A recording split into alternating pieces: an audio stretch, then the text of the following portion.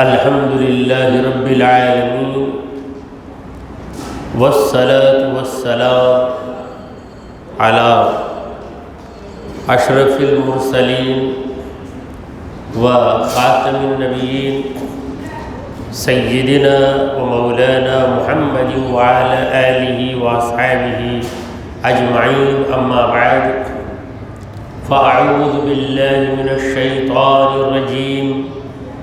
بسم الله الرحمن الرحيم. قال أراغب أنت عن آلهتي يا إبراهيم لئن لم تنته لأرجمنك وهجرني مليا. صدق اللہ مولانا العظیم. حاضرین محفل اور معزز خواتین، السلام علیکم ورحمۃ اللہ وبرکاتہ. اللہ رب العزت جل وعلا کی ہم پر بے پناہ مہربانی ہے کہ اس نے ہمیں آقائے نامدار احمد مختار مدنی تاجدار دونوں جہاں کے سردار حضرت محمد مصطفیٰ رسول خدا صلی اللہ تعالی علیہ وآلہ وسلم کی بابرکت امت میں پیدا فرمائے. سامعین کرام، جس آیت کریمہ کی میں نے تلاوت کی ہے وہ سورہ مریم کی آیت نمبر 46 ہے، یعنی 46. گزشتہ محفل میں ہم نے سنا تھا کہ ابراہیم علیہ السلام اپنے باپ آزر کو نصیحت کرتے ہیں بڑے پیار کے ساتھ، بڑے ادب و احترام کے ساتھ کہ میرے ابا جان، آپ کیوں بت کی عبادت کرتے ہو؟ یہ بت نہ آپ کی بات سنتا ہے، نہ آپ کو دیکھ سکتا ہے، اور نہ ہی کوئی فائدہ پہنچا سکتا ہے. دیکھیے ابا جان، میرے رب نے مجھے نبی بنایا ہے، مجھے رب کا پتہ ہے، رب کے قانون کا پتہ ہے. آپ میرے باپ ہیں، یہ رشتہ تو اپنی جگہ مسلم ہے، مگر میں خدا کا پیغمبر ہوں، آپ کو صحیح راستہ بتاؤں گا. آپ شیطان کے راستے کو چھوڑ دیجئے. شیطان تو خدا کا نافرمان ہے. اگر آپ شیطان کے راستے ہی پر رہیں گے تو آپ پر بہت بڑا عذاب آئے گا. اللہ تعالیٰ تو بڑا مہربان ہے، مگر اس مہربان رب کی عبادت کو آپ چھوڑ کر غیر اللہ کی عبادت میں لگ جائیں گے، بتوں کی عبادت میں لگ جائیں گے، تو وہ رحمان بھی آپ سے ناراض ہو جائے گا. تو اتنے پیار، اتنے ادب احترام کے ساتھ ابراہیم علیہ السلام آزر کو سمجھاتے ہیں. اب اس میں اختلاف ہے کہ آزر آپ کے سگے باپ ہیں یا چچا ہے، کیونکہ چچا جب پرورش کرتا ہے بھتیجے کی تو بھتیجا جو یتیم ہوتا ہے وہ چچا ہی کو باپ باپ کہہ کے پکارتا ہے. تو یہ ساری تقریر سننے کے بعد آزر جو کہ بت تراش تھا، اس نے کیا جواب دیا؟ قال، آزر نے کہا، اراغب انت عن آلہتی، کیا تو ہمارے خداؤں سے منہ پھیر لے گا؟ یا ابراہیم، اے ابراہیم. ابراہیم علیہ السلام تو کہتے ہیں یا ابتی یا ابتی، اے میرے ابا جان، اے میرا ابا جان. مگر آزر ابراہیم علیہ السلام کو یا بنیا، اے میرے بیٹے، یہ نہیں کہہ رہا، بلکہ غصے کی وجہ سے یا ابراہیم، اے ابراہیم، کیا تو ہمارے معبودوں، ہمارے خداؤں سے رخ پھیر لے گا؟ یعنی یہ نہیں کہا کہ ابراہیم کیا تو مجھے منع کر رہا ہے بت پرستی سے، بلکہ یہ کہہ رہا ہے کیا تو بت پرستی نہیں کرے گا؟ ابراہیم علیہ السلام سے پوچھ رہا ہے، اے ابراہیم کیا تم بت پرستی کو چھوڑ دو گے؟ اور یا ابراہیم آخری میں کہا، جبکہ ابراہیم علیہ السلام اپنے ہر جملے میں پہلے یا ابتی کہتے ہیں، یعنی اے میرے ابا جان، اے میرے ابا جان، مگر آزر غصے کی وجہ سے بت پرستی کا اتنا شوق تھا، جب انسان کسی چیز کا خوگر ہو جاتا ہے تو یہ سوچتا نہیں کہ اس میں خرابی کیا ہے، بھلائی کیا ہے۔ تو ابراہیم علیہ السلام کی بات کا آزر پہ کچھ اثر نہیں ہوا، اور آزر نے ابراہیم علیہ السلام کو ڈانٹ کر کہا، اے ابراہیم کیا تو ہمارے معبودوں کو چھوڑ دے گا؟ لَئِن لَمْ تَنْتَهِ، اے ابراہیم اگر تو اس حرکت سے نہیں رکا، اگر تو بت پرستی سے مجھے روکتا رہا، لَأَرْجُمَنَّكَ، میں تجھے پتھروں سے ماروں گا، یعنی میں ایسا انتظام کروں گا لڑکوں کو، اوباشوں کو یہ کہوں گا کہ سب مل کر ابراہیم کو خون کر دو، ابراہیم کو پتھر پھینک کے مارو۔ جو سزا زناکار کو دی جاتی ہے وہ سزا ابراہیم علیہ السلام کے لیے آزر نے تجویز کیا۔ تو ابراہیم علیہ السلام نے جو بھی کہا اس کا جواب آزر نہیں دے سکا۔ پہلے تو ابراہیم علیہ السلام نے کہا کہ اے میرے ابا جان، آپ ایسی چیز کی عبادت کرتے ہیں جو بے جان ہے، جو آپ کی بات سنتی بھی نہیں، آپ کی طرف دیکھتی بھی نہیں۔ اس کا جواب آزر کے پاس کچھ نہیں تھا، یعنی آزر یہ نہیں کہہ سکتا تھا کہ کیوں یہ بت بھی دیکھتا ہے، یہ بت بھی سنتا ہے، نہیں بول سکتا، کیونکہ ایسی حقیقت ہے جسے مشرکین بھی مانتے ہیں۔ مشرک جو مورتی بناتے ہیں، مورتی بنا کر مورتی کی پوجا کرتے ہیں اور اسی کو خدا بھی کہتے ہیں، اگر آپ مشرک سے پوچھو کیا تمہاری یہ مورتی سنتی ہے، تو وہ خود اقرار کرے گا کہ یہ تو میں اپنے ہاتھ سے بنایا، یہ کیسے میری بات سنے گی؟ اتنا سمجھنے کے باوجود پھر اسی بت کو معبود ماننا، یہ کہاں کی عقل مندی ہے؟ پھر ابراہیم علیہ السلام نے یہ بھی کہا کہ میرے پاس علم آیا ہے، اس کا بھی جواب نہیں دیا آزر نے۔ آزر یہ پوچھ سکتا تھا کہ اگر تم خدا کے نبی ہو، تمہارے پاس علم آیا ہے تو کوئی معجزہ دکھاؤ، کوئی عجیب و غریب کام کر کے بتاؤ، یا میرا مطالبہ پورا کرو تاکہ مجھے یقین آ جائے کہ تم خدا کے نبی ہو۔ یہ بھی نہیں کہا، بلکہ دھمکی دینے پر تل گیا، دھمکی دینے لگا اور کہنے لگا کہ اے ابراہیم اگر تمہاری اس روش پر قائم رہے، مجھے اللہ کی عبادت کی طرف بلاتے رہے، تو اس کا انجام اتنا برا ہوگا کہ لَأَرْجُمَنَّكَ، میں تمہیں پتھروں سے مار مار کے ختم کر دوں گا، وَاحْجُرْنِي، دور ہو جاؤ میرے سے۔ ناراض ہو گیا آزر، ابراہیم علیہ السلام سے بالکل ناراض ہو گیا، حالانکہ ابراہیم علیہ السلام اس کی بھلائی چاہتے ہیں، اسے جہنم سے بچانا چاہتے ہیں، اسے سچے خدا کی بارگاہ میں جھکانا چاہتے ہیں، مگر وہ غصے میں آگ بگولا ہو گیا، کہنے لگا کہ وَاحْجُرْنِي، اے ابراہیم دور ہو جا میرے سے، ملیہ، یعنی ایک مدت تک دور ہو جا، میں تیری شکل دیکھنا نہیں چاہتا، یعنی کچھ دیر کے لیے نہیں، جا مہینہ 2 مہینہ کہیں بھی چلے جا، مجھے تیری شکل مت دکھا، کیونکہ میرا خون اتنا کھول رہا۔ تو آزر بت پرستی میں اتنا گر گیا تھا کہ اسے اتنا کہا گیا کہ بت پرستی چھوڑ دے، تو ایسا زبردست غصہ آ گیا اسے۔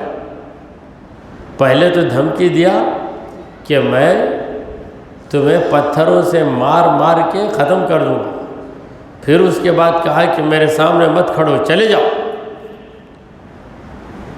اور جاؤ بھی 1-2 دن میں نہیں آنا، جا کے بہت دنوں کے بعد آنا، چلو۔ خال ابراہیم علیہ السلام نے کہا سلام علیک، آپ کو سلام۔ باپ کا احترام کر رہے ہیں، اگرچہ کہ وہ حقیقی باپ نہیں تھا، پرورش کرنے والا باپ تھا، کافر ہے، بت پرست ہے، اس کے باوجود اس کے رشتے کا لحاظ رکھتے ہیں۔ باپ کا رشتہ اتنا مقدس رشتہ ہے، مگر آج کے نوجوانوں کو اس کا احساس نہیں ہے۔ کئی نوجوان ایسے ہیں جو باپ کے رشتے کا لحاظ نہیں رکھتے۔ ہمارے نبی کریم صلی اللہ علیہ وسلم نے قیامت کی چند نشانیاں بتائیں، ان نشانیوں میں ایک نشانی رسول کریم صلی اللہ علیہ وسلم یہ بتاتے ہیں کہ بیٹا اپنے دوست کی بات مانے گا، باپ کی بات نہیں مانے گا۔ دوستی میں میرا فرینڈ ہو، انہیں کیا بولتا وہ کروں گا میں۔ باپ کو کہے گا ارے میں تیرا باپ رہے تو کیا، کئی کچھ بنے میرے بابا، یہاں تک پوچھتا ہے۔ کیسی عجیب بات ہے۔ تو قیامت کی نشانیوں میں جو برائیاں ہیں، یہ برائی یہ ہے کہ بیٹا باپ کا دشمن بنے گا، پرائے سے دوستی کرے گا، دوست اس کا اس کی نظر میں بہت محبوب رہے گا۔ دوست کے پاس رات 1 بجے تک بیٹھ کر آئے گا، باپ دروازہ کھول کے بولے گا 1 بجے تک کیا بات کرتا تو، 10 بجے آ جانا نا، جے خاموش، ایسا بولے تو کل سے آؤں گا اتنے گھر کو۔ باپ کو جواب دیتا، باپ کو یہ کام دیا، بیٹے ذرا کپڑے ہیں جا کے لانڈری میں دے کر آ، کہ پاوا نہیں ہے تمہارے پاس، جا نہیں سکتے۔ دوست کے گھر میں جا کے مرتا، دوست کی بہن کی شادی رہی تو 10 دن ہوا، دن رات گدھے کی طرح کام کرے گا دوست کے گھر میں، مگر باپ کا یہ کام بھی نہیں کرے گا۔ یہ چل رہا ہے ماحول۔ تو ابراہیم علیہ السلام کا سلیقہ دیکھیے کہ باپ وہ بھی حقیقی باپ نہیں، پرورش کرنے والا باپ، مگر باپ کا رشتہ اس سے منسلک ہے، لہٰذا ایسا درست جواب، ایسا سخت جواب سننے کے باوجود عرض کرتے ہیں سلام علیک، سلامتی ہے تم پر، یعنی تم سلامت رہو، تمہاری بربادی میں نہیں چاہتا، ابا جان آپ کی بربادی میں نہیں چاہتا، اسی لیے میں آپ سے کہہ رہا ہوں کہ آپ شیطان کے راستے پہ کیوں جا رہے ہو، خدا کے راستے کو اپنا لو۔ سأستغفر لک ربی، میں آپ کے لیے میرے رب سے معافی طلب کرتے رہوں۔ حضرات محترم، ابراہیم علیہ السلام نے اپنے باپ سے کہا سلام علیک، تم پر سلام، تم پر سلامتی۔ یہ کس قسم کا سلام ہے؟ سلام 2 قسم کا ہے، ایک ہے سلام تحیت، دوسرا ہے سلام متارکت، اور تیسری قسم بھی ہے سلام کی، وہ ہے سلام غرض۔ 3 قسم کے سلام۔ پہلا سلام سلام تحیت، یعنی ایک مسلمان دوسرے مسلمان کو دیکھتا ہے تو سلام کا نذرانہ پیش کرتا ہے، السلام علیکم ورحمۃ اللہ۔ یہ سلام مسنون ہے، ہمارے نبی کریم صلی اللہ علیہ وسلم کی سنت ہے۔ دوسرا سلام جو میں نے کہا سلام غرض، یہ مطلب کا سلام ہے، جیسے بھکاری لوگ کرتے ہیں، سلام علیکم سلام علیکم، 10 روپے دے دیے تو دوسرے دن اگر دیے بغیر گئے تو ایسا دیکھیں گے کہ زندہ کھا جائے گا۔ تو یہ سلام جو ہے مطلب کا سلام، ایسے سلام کا جواب دینے کی ضرورت بھی نہیں ہے، مگر نیت کو ہم نہیں جانتے، اس لیے کوئی بھی ہم کو سلام کر لے تو ہم جواب دے دیں گے۔ تو یہ غرض کا سلام ہے، کام پڑے گا تو سلام کریں گے، 10 بار سلام کریں گے، جب کام نکل گیا تو صورت دیکھ کر چہرہ پھیر لیں گے۔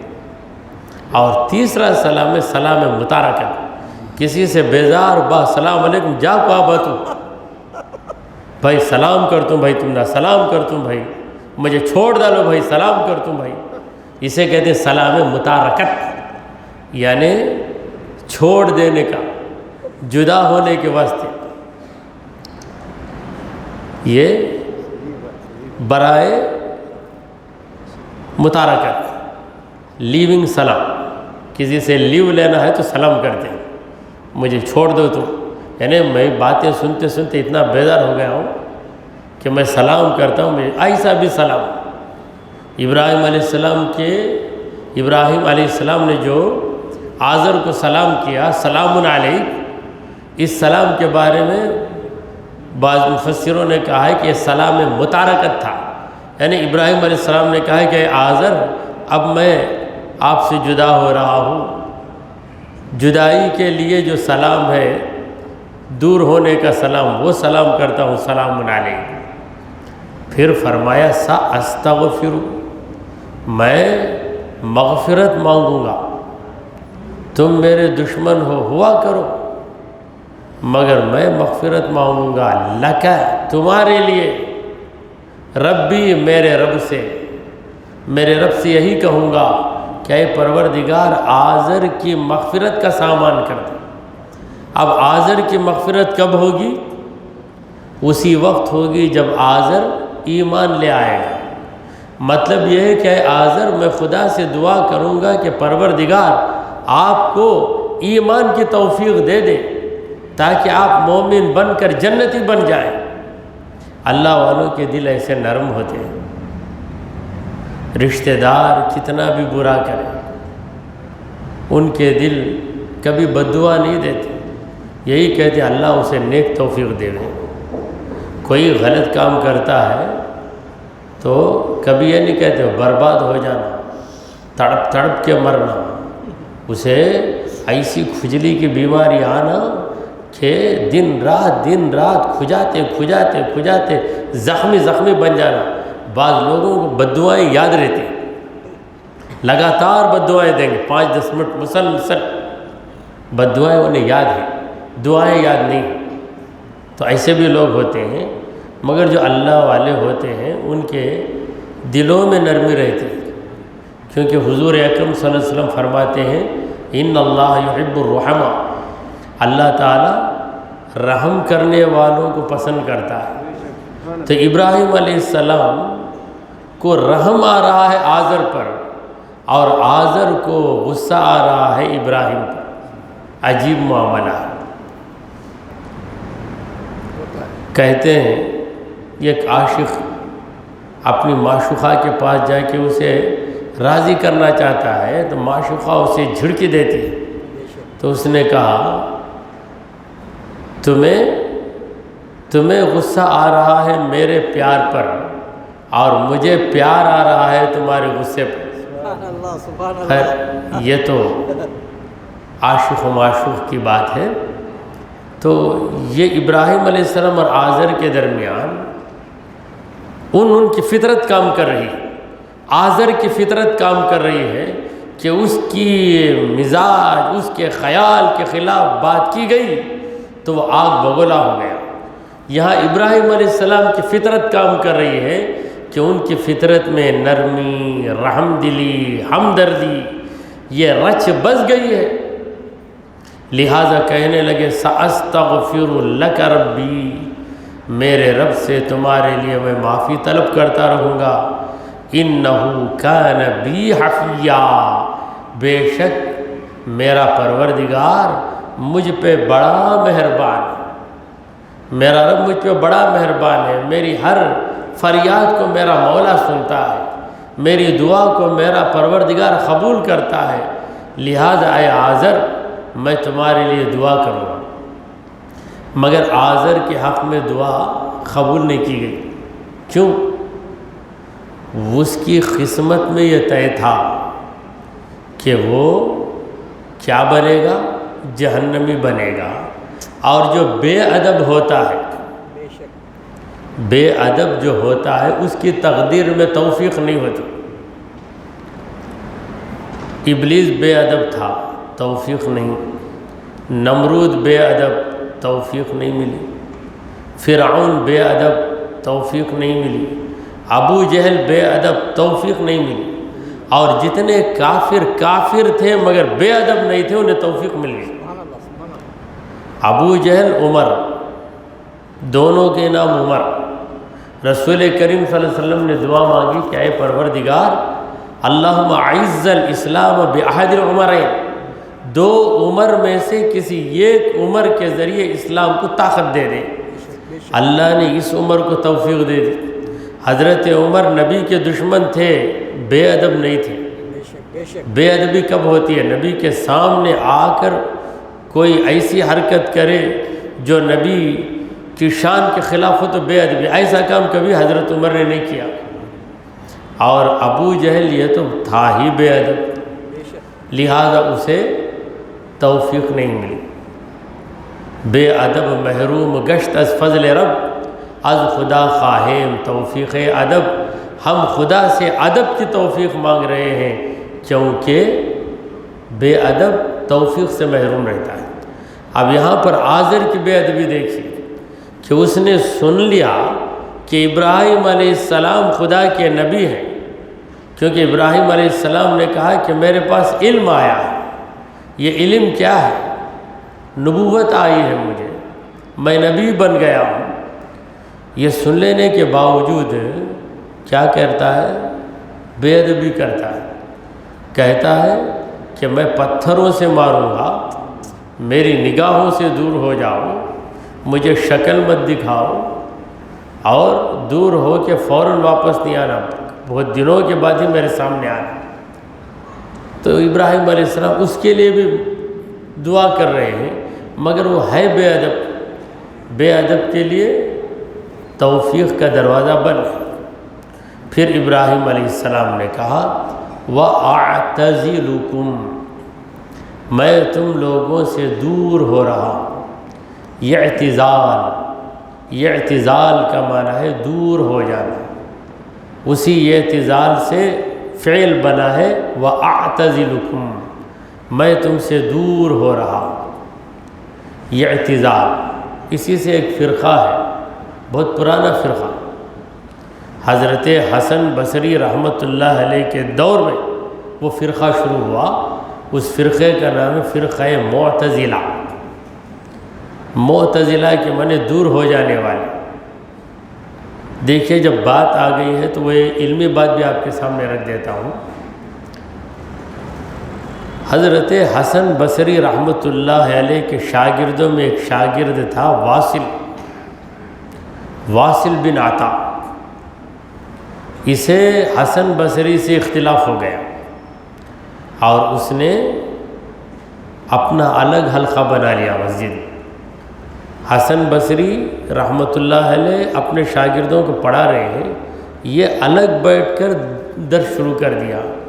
تو حضرت حسن بصری نے کہا یعتزل عنا، وہ ہم سے دور ہو گیا. وہ دور ہو گیا تو دور ہو جانے والے کو معتزل کہتے ہیں. وہ معتزل ہو گیا، پھر اس کے فرقے کا نام معتزلہ ہو گیا. ان کے نئے نئے عقائد تھے. کیسے عقائد تھے نئے؟ وہ لوگ مانتے تھے کہ ایک ایسا مقام بھی ہے کہ آدمی جنتی بھی نہیں دوزخی بھی نہیں. منزلۃ بین المنزلتین کے قائل تھے. اور ان کا عقیدہ تھا کہ قبر میں عذاب نہیں ہو سکتا، اللہ تعالیٰ کا دیدار ناممکن ہے. ایسے نئے عقائد ان کے تھے. تو یہ لفظ اعتزال آیا تو اس لفظ کے آ جانے کی وجہ سے وہ بات بھی ہمارے ذہن میں آ گئی.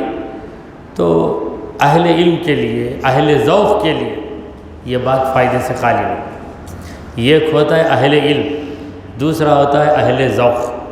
اہل علم علماء ہیں جو علم رکھتے ہیں، جو عقائد کی کتابیں پڑھ چکے ہیں۔ دوسرا عالم تو نہیں مگر ذوق رکھتا ہے، شوق رکھتا ہے۔ ذوق و شوق کی بنیاد پر وہ نئی نئی باتوں کو جان کر ذہن میں نقش کر لیتا ہے۔ پھر یہ اہل ذوق ایک دن اہل علم میں شامل ہو جاتے ہیں۔ تو ذوق یہ بنیادی چیز ہے۔ اگر ذوق نہیں ہے تو کوئی کسی چیز کو پا نہیں سکتا۔ جس میں دین کا ذوق آ گیا، جس میں علم کا ذوق آ گیا، قرآنی معلومات حاصل کرنے کا ذوق آ گیا، اسے بلانے کی ضرورت نہیں، وہ خود ہی آ جائے گا۔ اور جس کے اندر ذوق ہی نہیں ہے وہ بلا ضرورت محفل سے نکل کر جائے گا، کیونکہ اسے ذوق دوسرے کام میں ہے، اس کام میں ذوق نہیں ہے۔ تو جتنے بھی یہاں پہ موجود ہیں الحمدللہ مجبوری کی وجہ سے نہیں، ایسا نہیں بیٹھیں گے تو پینالٹی ڈالیں گے، ایسا نہیں ہے، جرمانہ دیں گے، یا بیٹھیں گے تو کچھ نذرانہ دیں گے، یہ بھی نہیں۔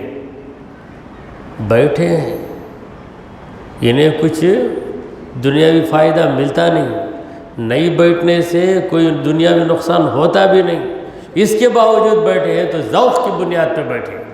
لہٰذا آپ تمام حضرات کیا ہیں؟ اہل ذوق ہے الحمدللہ۔ تو حضرت ابراہیم علیہ السلام نے کہا وَأَعْتَزِلُكُمْ، میں تم تمام لوگوں کو چھوڑتا ہوں، کیونکہ یہاں رہنے میں فتنہ ہے۔ میں تمہاری ان حرکتوں کو دیکھ کر خاموش نہیں رہ سکتا، میں برابر تمہیں سمجھاتا رہوں گا اور تم لوگ میری بات نہیں مانو گے، لہٰذا میں تم سے رخصت ہو رہا۔ وَمَا تَدْعُونَ مِن دُونِ اللَّهِ، اللہ کو چھوڑ کر جن غلط اور جھوٹے خداؤں کی تم عبادت کر رہے ہو ان تمام بتوں کو بھی میں چھوڑ رہا ہوں۔ وَأَدْعُو رَبِّي، میں میرے رب ہی کو پکار رہا ہوں، رب ہی کو معبود مان رہا ہوں، میں تم سے بھی جدا ہو رہا ہوں۔ لہٰذا وہ جو شہر تھا کلداریہ، وہاں سے نکل گئے حضرت ابراہیم علیہ السلام اور سفر کرتے کرتے کرتے ملک شام میں پہنچ گئے۔ بیت المقدس جہاں ہے ملک شام، وہاں پر پہنچ گئے۔ عَسَىٰ أَلَّا أَكُونَ بِدُعَاءِ رَبِّي شَقِيًّا، پھر ابراہیم علیہ السلام عرض کرنے لگے مجھے امید ہے۔ عَسَىٰ یہ لفظ امید کا معنی دیتا ہے، عَسَىٰ مجھے امید ہے، اللہ اکون بدعاء ربی شقیہ، میرے رب سے دعا کر کے، میرے رب کی عبادت کر کے میں نامراد نہیں ہونے والا ہوں، یہ مجھے پوری پوری امید ہے۔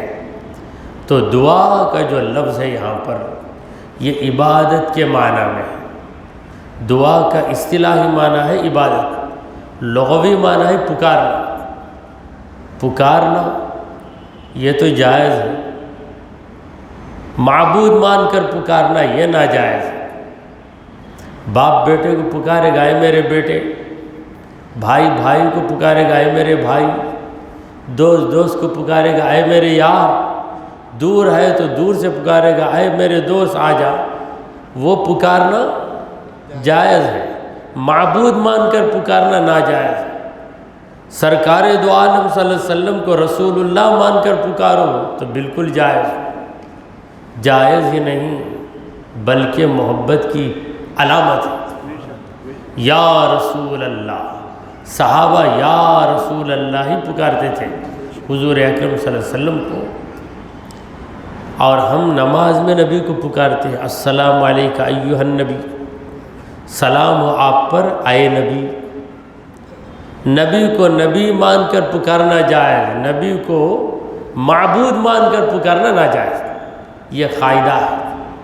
تو یہاں پر دعا ادعو یہ جو الفاظ ہیں، میں پکارتا ہوں میں پکارتا ہوں، یعنی میں معبود مان کر صرف اور صرف اللہ کو پکارتا ہوں۔ وَأَدْعُو رَبِّي، میں میرے رب کی عبادت کر رہا ہوں، بتوں کی عبادت میں نہیں کروں گا، تم کرو، تم کو مبارک ہو، بتوں کی عبادت تم کو مبارک ہو۔ یہ مبارک اصلی معنی میں نہیں ہے بھائی تجھے جہنم مبارک، جا تو جہنم کے عمل کر، تو مبارک جو ہے وہاں پر اصلی معنی میں نہیں ہے، بلکہ اپنی بیزارگی ظاہر کرنے کے لیے ہے۔ اور مجھے میرے رب سے پوری امید ہے کہ میں اس کی عبادت کروں گا تو مجھے نامراد نہیں رکھے گا،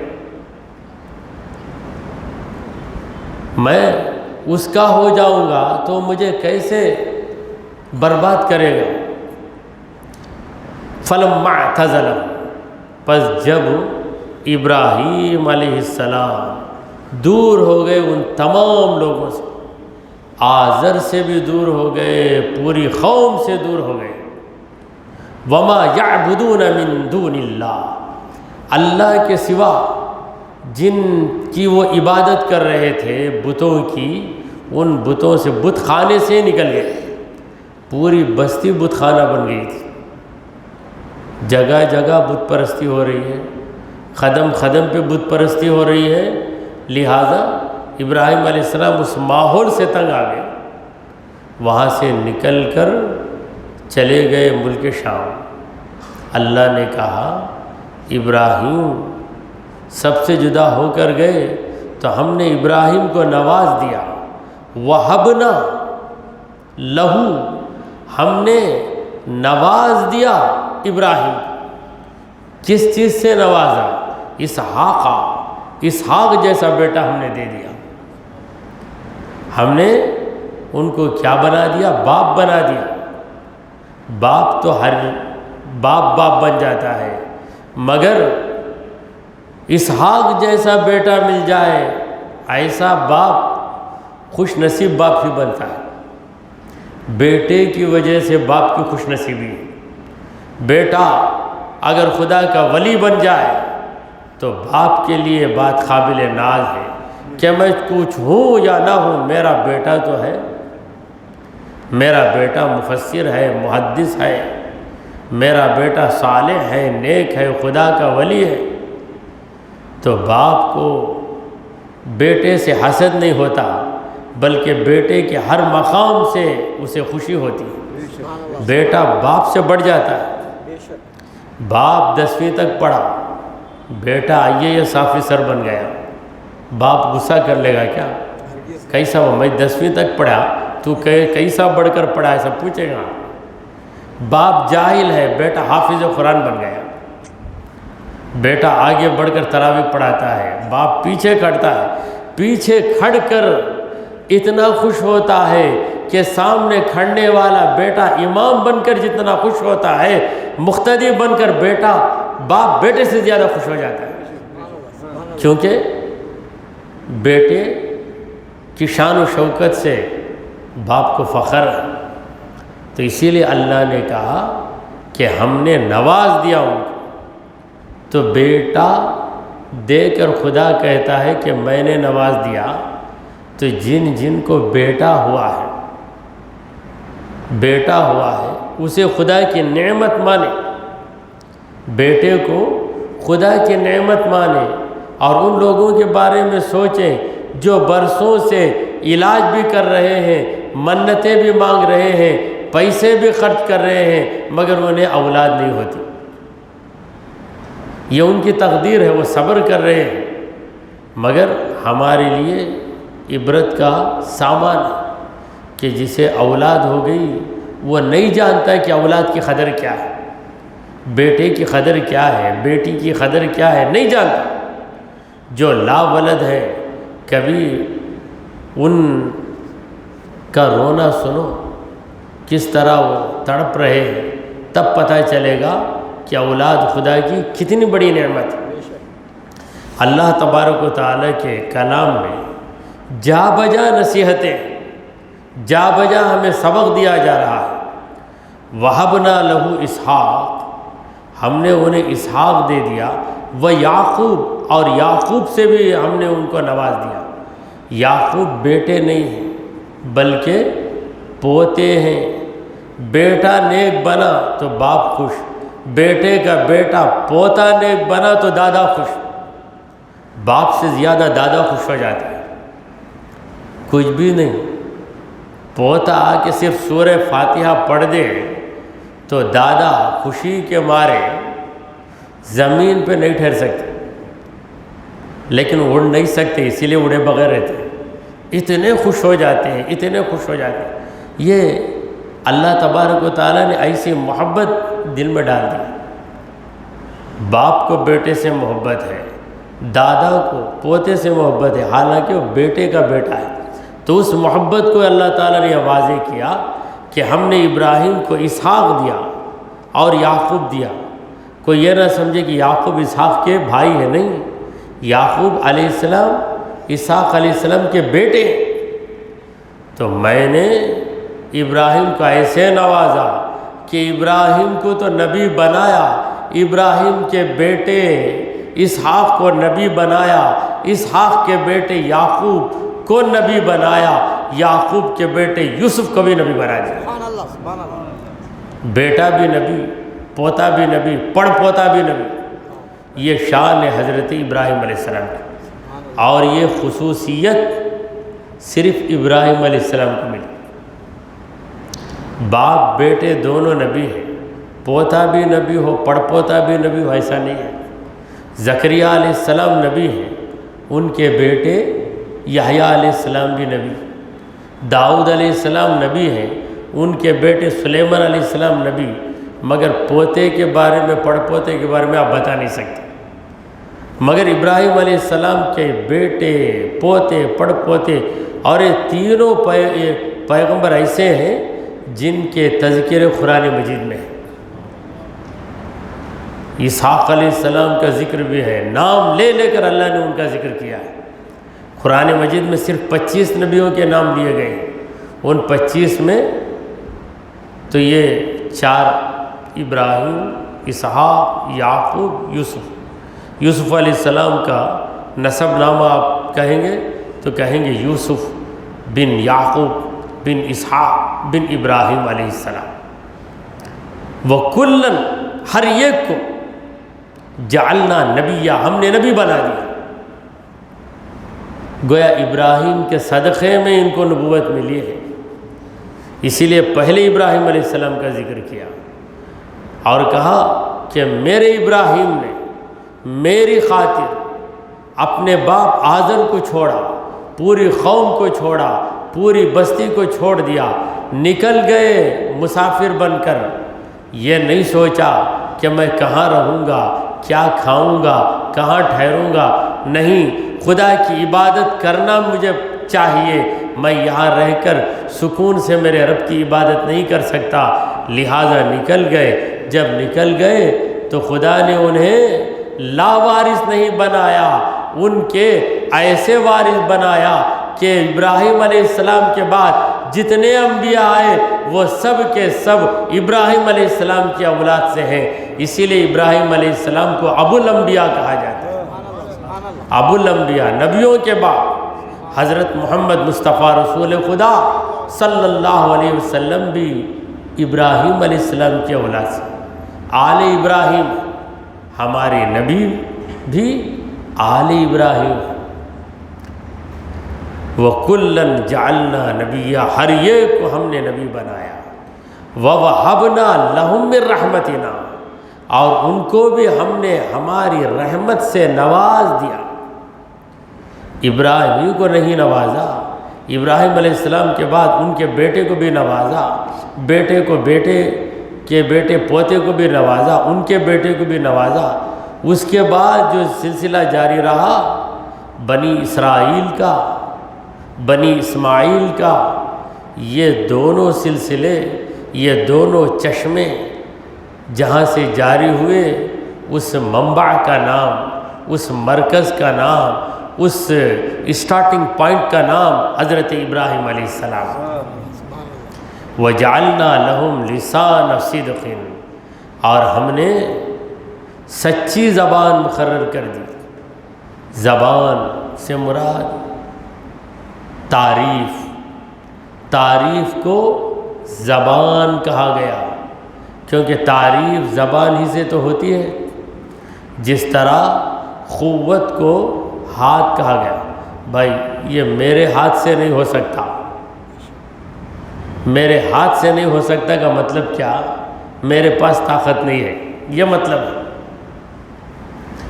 بعض کام ہاتھ سے نہیں ہوتے، پاؤں سے ہوتے، پھر بھی ہم کیا بولتے ہیں؟ یہاں سے چلنے کو منٹ تک جانا میرے ہاتھ سے نہیں ہوتا۔ بھائی میں ہاتھ سے کہاں چلتے؟ بھائی پاؤں سے چلتے، مگر بولتے ہاتھ سے نہیں ہوگا۔ مطلب یہ ہے کہ ہاتھ کا مطلب ہاتھ نہیں ہے، طاقت ہے۔ ہاتھ بولیں گے مگر دماغ میں طاقت کا خیال رہے گا میرے۔ یہ سارے کام بھائی یہ ذرا جا کر دے دو بھائی، میرے ہاتھ سے نہیں ہو سکتا۔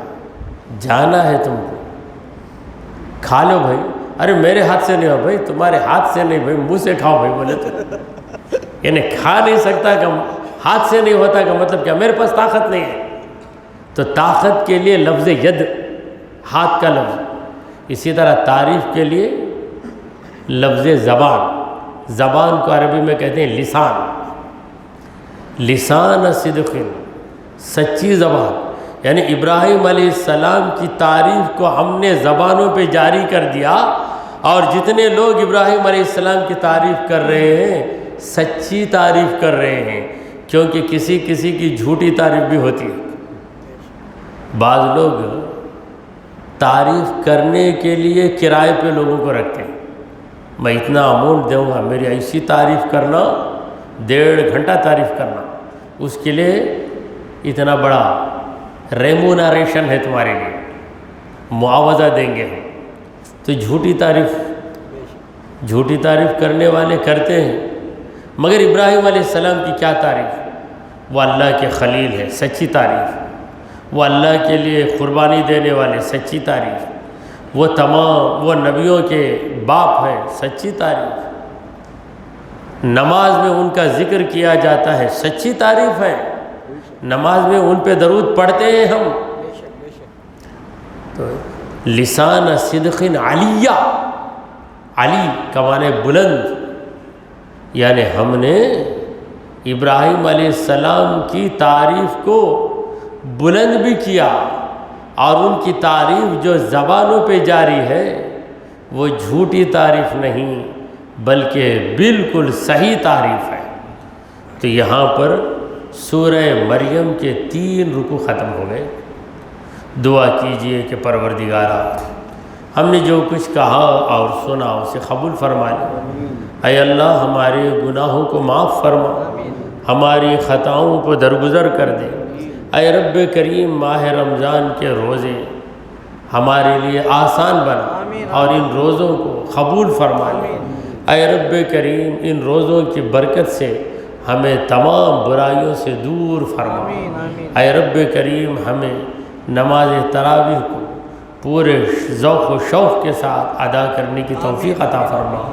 اے رب کریم شیطانی اثرات سے ہم کو بھی بچا لے، ہمارے بچوں کو بھی بچا لے، ہمارے گھروں کے اندر فراوانی پیدا کر دے، ہمارے لیے رزق حلال کے دروازے کھول دے، ہمارا خاتمہ ایمان کی حالت پہ فرما۔ وصلی اللہ تعالی علی خیر خلقہ سیدنا و مولانا محمد وعلی آلہ و اصحابہ اجمعین۔